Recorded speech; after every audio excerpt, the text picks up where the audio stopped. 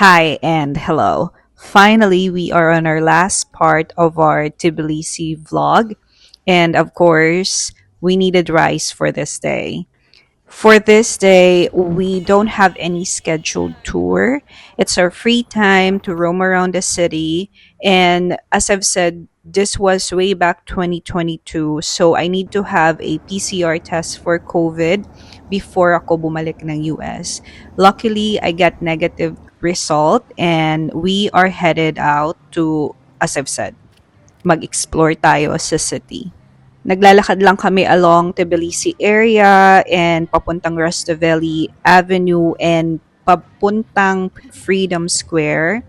Yung napuntahan natin during our first and second day, yun din yung i-explore namin kasi Ano we yung weren't dinaanan able natin to yesterday? really take Yung photos cobblestones? since naka-scheduled tour nga kami and we respect the time na binigay sa amin nung aming tour guide. Itong area na nilalakaran namin is a combination of residential neighborhood, tapos mga stores din, tapos madaming mga food market. And alam nyo ba, yung Tbilisi dati, ang sabi dun sa mga nabasa ko is magulo siya way back 2000 and mataas yung crime rate niya and hindi siya ganun ka-laid back, hindi ka masyadong makakapaglakad, especially at night. Ina-advise nila na wag kang lumabas along Rustaveli Avenue. Pero after nung new government na nilinis talaga nila yung area, tapos ginawa nilang tourist destination na. So nag-transition siya from magulong area to maayos and walkable sidewalks. So as you can see naman, talagang makakapaglakad ka freely. And nung time na nandyan kami, I don't feel na parang hindi ka safe. And wala namang mga nagpipickpocket or so.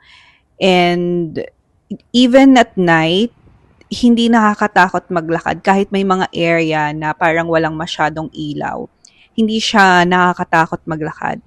Nandito ulit tayo papunta sa may Old City, doon sa may Sulphur Bathhouses. And ito yung sa may area ng Abano Tubani District. Ang sabi nila, medyo strong daw yung amoy ng sulfur. Pero I don't know kung ano ba talaga yung amoy ng sulfur kasi hindi ko naman siya naamoy at that time. Kung tinatamad kayong maglakad papunta dun sa mga destination na pupuntahan nyo, pwede kayong mag-Uber or ang parang equivalent ng Uber nila dito is Bolt, B-O-L-T.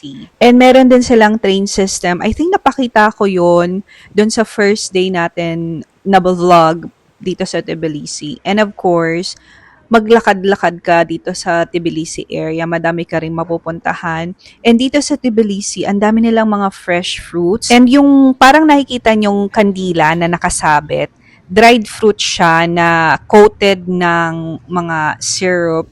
And natry ko siya, pero hindi ko masyadong nagustuhan kasi nga lasang kandila nga siya. And papunta na tayo sa kakainan natin ng lunch kasi madami-dami na rin tayong nalakad and medyo gutom na rin kami dito. So nagtry kami dito sa Cafe Kala and yung mga na-order namin, ito talaga yung favorite namin dito, yung during the first few days na nandito kami. Ito yung mga kinakain namin. And of course, I have coffee. Tapos meron tayong, I think that's a mushroom soup. And ito yung parang apretada nila. Hindi, nakalimutan ko yung tawag dyan, pero sobrang sarap niyan. And my favorite, yung ating coated, yung ating mushroom, stuffed mushroom. Ang sarap niya, pero wala naman siyang anything na karne. Parang it's just a mushroom with cheese. And of course, we have barbecue for our protein. And our kinkali. And syempre after nung nakakabusog na lunch natin, maglalakad ulit tayo. And para sa akin, mas okay talaga maglakad kapag hindi ganun kainit yung panahon. Mas hindi siya nakakapagod, tapos nakaka-inspire pa siyang mag-explore dun sa area na pinuntahan mo. And right now, we are back dito sa Bridge of Peace. Kumuha lang ulit kami ng mga mag-photos, tapos in-enjoy lang namin maglakad dyan sa mahabang bridge na yan. And pumunta lang din kami sa park na malapit dyan. And as you can see, yung parang walkway na yan, para siyang it reminds you of Princess Diary type of photos na makukuha mo. And since spring na rin, marami na rin mga flowers like yan, para siyang almond flowers. Hindi siya yung sakura type na like Japan. And yung area niya, madami ka rin makikitang mga restaurant, tapos magaganda rin yung mga design ng bahay dyan. And marami ring mga paintings na binibenta dyan. And mostly, nung mga dinadaanan namin along Tbilisi area, Rustaveli area, maraming mga paintings na binibenta. And if you want to buy, you can. Kung meron ka namang luggage or extra luggage para iuwi yung mga paintings na yon, why not? And we are now here in the clock tower. Tinatawag din siyang Leaning Tower of Tbilisi. Mukha lang siyang parang old, pero nagawa lang siya o natapos siya around 2010 to 2011. Modern tower siya na naka-attach sa isang museum. And every hour, and twice a day between 12 p.m. and 7 p.m. merong puppet show. So what happens, at the top of the balcony, meron siyang small window that opens. Tapos, merong maliit na angel na nagsistrike ng bell. Tapos, yung pinakababa ng clock, merong screen naman na nag-show sa'yo ng circle of life like boy meets girl, marriage, childbirth, and funeral. So, itong clock tower, dinesign siya ni Rezo Gabriadzi.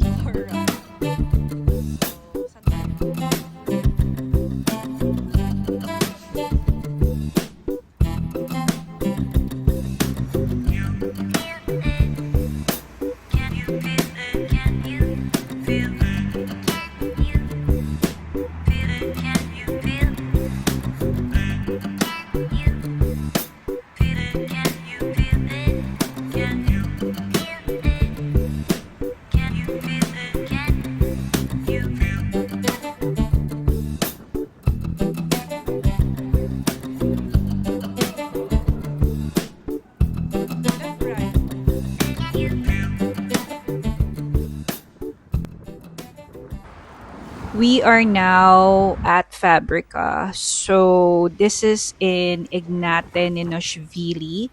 It's like an industrial building. Itong Fabrica, dati siyang sewing factory, pero dahil nga na-rehabilitate siya, nagawa na siyang parang hangout places ng mga locals dyan or tourists. And marami siyang mga coffee shops, cafes, workshop, and of course, hostel. And madami ding mga street art. And as you can see, pagkadating mo pa lang dun sa area, napaka-colorful na nung mga buildings, nung streets, and also pagkapasok mo dyan, sobrang malaki kasi yung area niya, and parang meron siyang para siyang courtyard. Tapos, yun nga, marami siyang mga coffee shop. So, bumili lang kami dyan ng coffee and parang sweets. And then afterwards, inexplore lang namin yung buong area. And yung mostly ng mga art na nakalagay dyan, pinaint siya way back 2017 dun sa parang festival na tinatawag nilang Fabricaffiti Urban Paint Festival. And naulit siya ulit ng 2018 and 2019. And I'm not sure kung may mga sumunod pa na mga festival after that. And yun nga, after mong ma-explore yung inside ng Fabrica, kahit yung paglabas mo, as I was saying, ang dami niyang mga arts, ang dami niyang mga paintings, sobrang colorful talaga. May enjoy mo yung area na yan if you are into arts as well.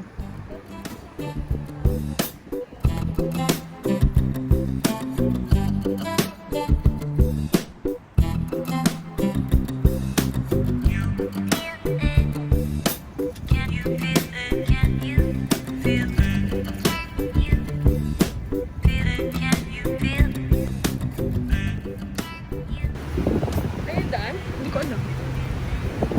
Yan ba? Diyan ba yung daan? Ha? Diyan yung daan?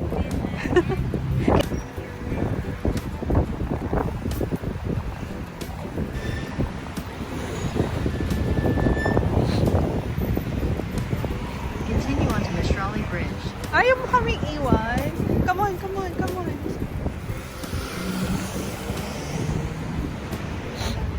Oh, andito na naman siya.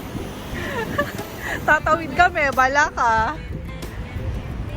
Ay, iihi pala. Yun lang pala yun.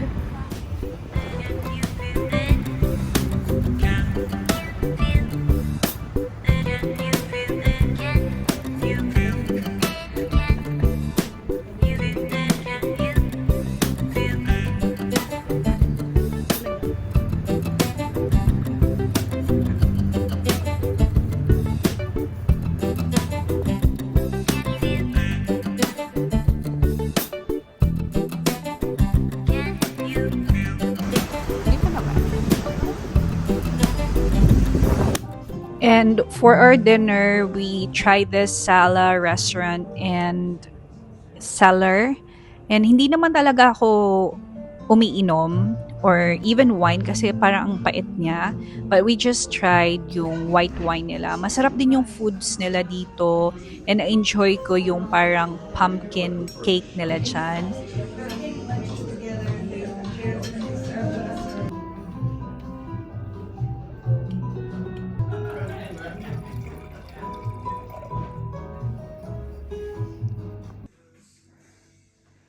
So this is the messy part. Check, check, check, check. Iniwan yung kanyang mamahaling boots. And that's it for our Tbilisi vacation. We really enjoyed our stay here. And sayang nga no kasi during that time 2019 or 2020 no nung nag-start yung COVID and hindi kami pinayagan na makapag-vacation. So hindi rin natin explore yung area na sana malapit sa area ng Middle East or Qatar. And luckily naman, nakapunta tayo dito sa Tbilisi and sobrang maganda yung area and hindi rin naman ganun ka-expensive.